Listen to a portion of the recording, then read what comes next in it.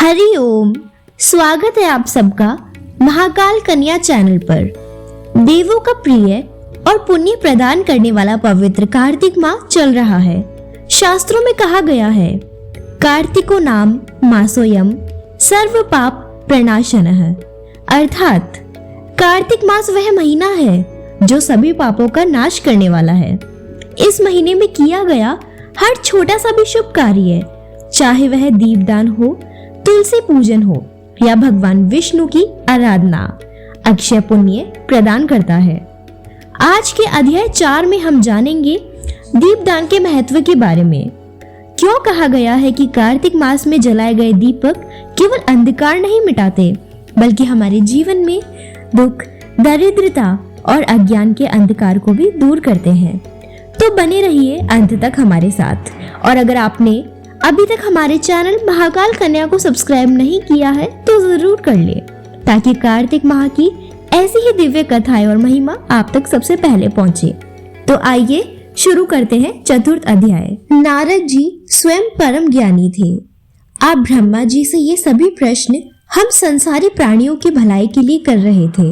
अतः अब उन्होंने ब्रह्मा जी से पूछा, हे पितामह, अब आप कार्तिक मास में जो दीपदान किया जाता है उसका महात्म्य सुनाने की कृपा कीजिए। नारद जी का यह प्रश्न सुनकर ब्रह्मा जी बोले, हे पुत्र, दीप चाहे स्वर्ण का हो या चांदी का, तांबे का हो अथवा मिट्टी का, अपनी सामर्थ्य और श्रद्धा के अनुसार कार्तिक मास में दान अवश्य करना चाहिए। कार्तिक में दीपदान करने से समस्त पापों का नाश हो जाता है। दीपक भगवान की मूर्ति के आगे, तुलसी के समीप, ब्राह्मण के घर या वन में, वृक्ष के नीचे अथवा गौशाला या धर्मशाला के आले में संध्या को जलाया जाता है। दीपक घी का जलाए अथवा तेल का, परंतु उसे पूरे मास तक जलाए। नारद जी स्वयं परम ज्ञानी थे। अब ब्रह्मा जी से ये सभी प्रश्न हमारी संसारी प्राणियों की भलाई के लिए कर रहे थे। अतः अब उन्होंने ब्रह्मा जी से पूछा, हे पितामह, अब कार्तिक मास में जो दीपदान किया जाता है उसका महात्म्य सुनाने की कृपा कीजिए। नारद जी का यह प्रश्न सुनकर ब्रह्मा जी बोले, हे पुत्र, दीप चाहे स्वर्ण का हो या चांदी का, तांबे का हो अथवा मिट्टी का, अपनी सामर्थ्य और श्रद्धा के अनुसार कार्तिक मास में दान अवश्य करना चाहिए। कार्तिक में दीपदान करने से समस्त पापों का नाश हो जाता है। दीपक भगवान की मूर्तियों के आगे, तुलसी के समीप, ब्राह्मण के घर या वन में, वृक्ष के नीचे अथवा गौशाला या धर्मशाला के आले में संध्या को जलाया जाता है। दीपक घी का जलाए अथवा तेल का, परंतु उसे पूरे मास तक जलाए। ब्राह्मण के घर दीपक जलाने से अग्निष्टोम यज्ञ का फल प्राप्त होता है। जो ऊंचे स्थान पर अथवा स्तंभ पर दीपक जलाते हैं उनके धन की वृद्धि होती है तथा वैकुंठ निवास मिलता है। दीप जलाते समय भगवान से प्रार्थना करें और कहे, भगवान, आपके ही निमित्त दीपक जलाता हूँ। कार्तिक में मथुरा, माघ में प्रयाग और वैशाख में हरिद्वार में स्नान तथा निवास करे तो यह अत्यंत ही उत्तम है। जब सूर्य तुला, मकर अथवा मेष राशि में हो तो उस समय किए जाने वाले नियम, व्रत, पूजा व दान बहुत उत्तम फल देते हैं। इन महीनों में किए हुए व्रत, दान व शुभ कर्मों से सब पापों का नाश हो जाता है। जिस प्रकार भगवान भास्कर के उदय होने से अंधकार का नाश हो जाता है और ब्रज से पर्वत का, गरुड़ के भय से सर्पों का, पवन से मेघ का, ध्यान से दुख का और सिंह के भय से मृगों का नाश हो जाता है, उसी प्रकार श्री मथुरा जी के दर्शन मात्र से ही सब पापों का खात्मा हो जाता है। कार्तिक मास में स्नान व जागरण, दीपदान, तुलसी सेवन, भगवान के मंदिर में मार्जन, झाड़ू लगाना, गाना, भगवान की कथा सुनना सुनाना, कीर्तन करना कराना, ये सब शुभ कार्य है। इनके करने से श्रेष्ठ फलों की प्राप्ति होती है।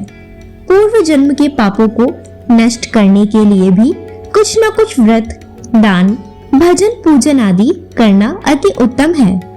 ब्रह्मा जी के मुख से पूर्व जन्म के पाप शब्द सुनकर नारद जी ने पूछा, हे विधाता, पूर्व जन्म के पाप किस प्रकार जाने जा सकते हैं, यह सुनने की इच्छा है, सो आप कृपा करके सुना दीजिए।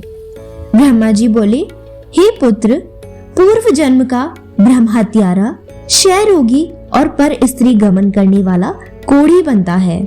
स्वर्ण चोर के नाखून खराब हो जाते हैं तथा मदिरा पीने वाले के दांत खराब हो जाते हैं। इस प्रकार मनुष्य के पूर्व जन्म के पापों को पहचाना जाता है। इस प्रकार के सभी पाप दान, तपस्या, कृच्छ व्रत आदि से निवारण हो जाते हैं। ब्रह्मा जी ने आगे कहा, अब हम कुछ व्रत आदि बतलाते हैं।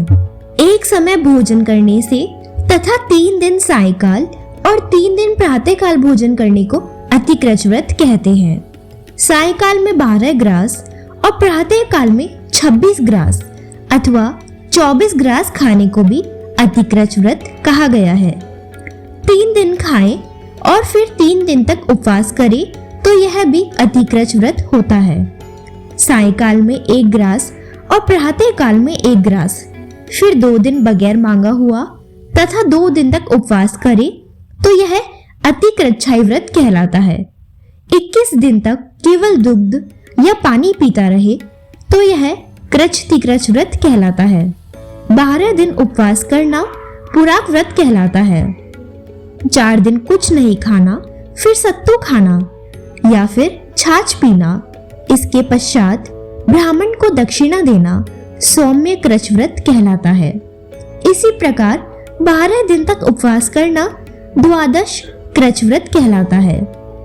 तुला पुरुष का दान करना और गौघृत, गोबर, दूध, दही तथा कुशा का जल पीना और दूसरे दिन उपवास करना यह कृच्छ संतपन व्रत कहलाता है। 3 दिन गौमूत्र, 3 दिन गोबर, फिर 3 दिन दही, 3 दिन दूध और फिर 3 दिन तक घी खाने से भी कृच्छ संतपन व्रत होता है। यह समस्त पापों को नाश करने वाला व्रत है। इसी प्रकार गूलर, कमल, बेल के पत्ते या कुशा का जल प्रतिदिन पीना भी ऊन कृच्छ व्रत है। 3 दिन तक उपवास करके ऊपर लिखी वस्तुओं को पिए तो पूर्ण कृच्छ व्रत होता है। पका हुआ दूध, घी और जल 1 दिन पिए और 1 दिन उपवास करे तो इसे तप्त कृच्छ व्रत कहते हैं। जल, दूध और घी तपाकर 3 दिन तक पिए और एक समय स्नान करे तो वह भी तप्त व्रत व्रत कहलाता है। इसका प्रमाण पानी 8 तोला, दूध 12 तोला, घृत 4 तोला होना चाहिए। कार्तिक शुक्ल चतुर्दशी को भगवान का पूजन करना चाहिए। उस रात्रि को उपवास रखकर और कमर तक जल में खड़े रहकर रात्रि भर भजन करने को जलकृच्छ व्रत कहा गया है। जो इस व्रत को करता है वह वैकुंठ को प्राप्त कर लेता है। कार्तिक सुदी सप्तमी को घी खाकर फिर एकादशी को उपवास पहतामे कृच्छ व्रत कहा गया है। यह पहतामे कृच्छ व्रत करके दिन में भगवान श्री कृष्ण चंद्र का पूजन करे तो करने वाला तीनों लोकों में पवित्र होकर वैकुंठ को प्राप्त कर लेता है।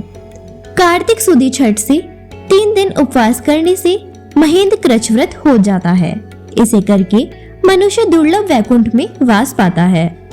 3 दिन अन्न भक्षण करने और 3 दिन उपवास करने से पत्र पंचक व्रत हो जाता है। इसे वैष्णव कृच्छ व्रत कहते हैं। यदि एकम से पंचमी तक केवल दही खाए, फिर एकादशी तथा द्वादशी को भगवान का पूजन करे तो इसे परम कृच्छ व्रत कहा गया है। इसके करने से श्वेत द्वीप में वास मिलता है। जो शुक्ल पक्ष की एकम से प्रतिदिन 1-1 ग्रास कम करता है तथा अमावस्या को कुछ नहीं खाता तो यह चंद्रायण व्रत कहलाता है। 1 ग्रास 2 तोले अर्थात 25 ग्राम के लगभग मानना चाहिए। एक बार में जितना भोजन आसानी से मुंह में आ जाए इतना ही ग्रास होना चाहिए। कृष्ण पक्ष के आदि में 14 को 5 ग्रास और फिर प्रतिदिन 1-1 ग्रास बढ़ाकर एक पक्ष में 240 ग्रास पूरे करने चाहिए। इसे भी चंद्रायण व्रत कहते हैं। 2 सप्ताह गाय के चारों स्तनों का दूध पिए, फिर 7 दिन तक 2 स्तनों का दूध और फिर 6 दिन तक 1 स्तन का दूध पिए। फिर 3 दिन अन्न जल कुछ न लेकर केवल वायु ही सेवन करने से सोमपान नामक व्रत पूर्ण होता है। यह व्रत समस्त पापों का नाश करने वाला है। गेहूं तथा चावल की कांजी, दही, दूध, घी, जल और पंचगव्य तथा निम्नलिखित सब चीजें नियम पूर्वक कार्तिक मास में खाने से भी साप्ताहिक कृच्छ व्रत हो जाता है।